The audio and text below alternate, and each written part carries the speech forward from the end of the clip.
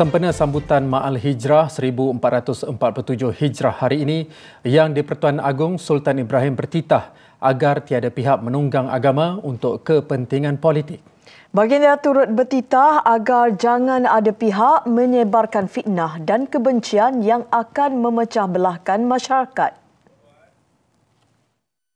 Islam adalah agama yang lengkap dan sempurna, mencukupi seluruh aspek kehidupan.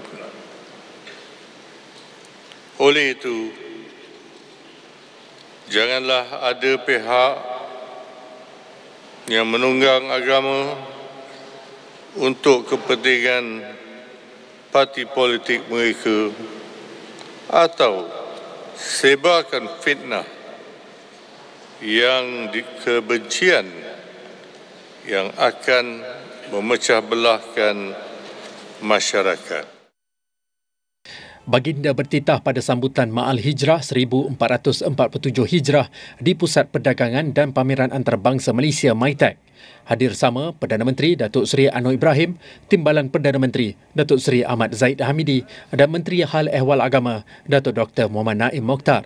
Baginda menegaskan bahawa pentas dakwah dan medan pengajaran agama Islam tidak wajar dijadikan tempat untuk agenda parti politik sejak dari dahulu lagi. Seri Paduka turut menyeru rakyat dan pemimpin untuk sama-sama menjaga kesucian agama Islam dan membentuk penyatuan ummah yang harmoni kerana Islam adalah agama persaudaraan dan perdamaian.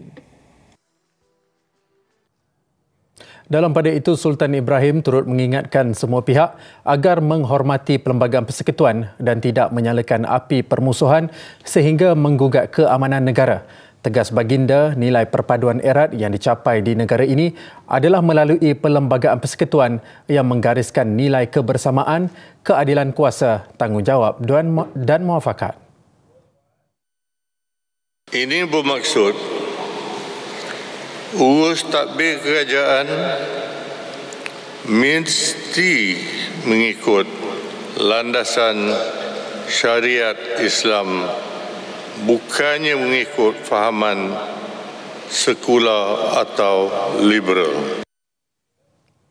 Baginda turut menasihatkan pemimpin masyarakat pula agar tidak mempolitikkan agama Islam untuk kepentingan peribadi, tetapi mengislamkan politik demi kepentingan negara.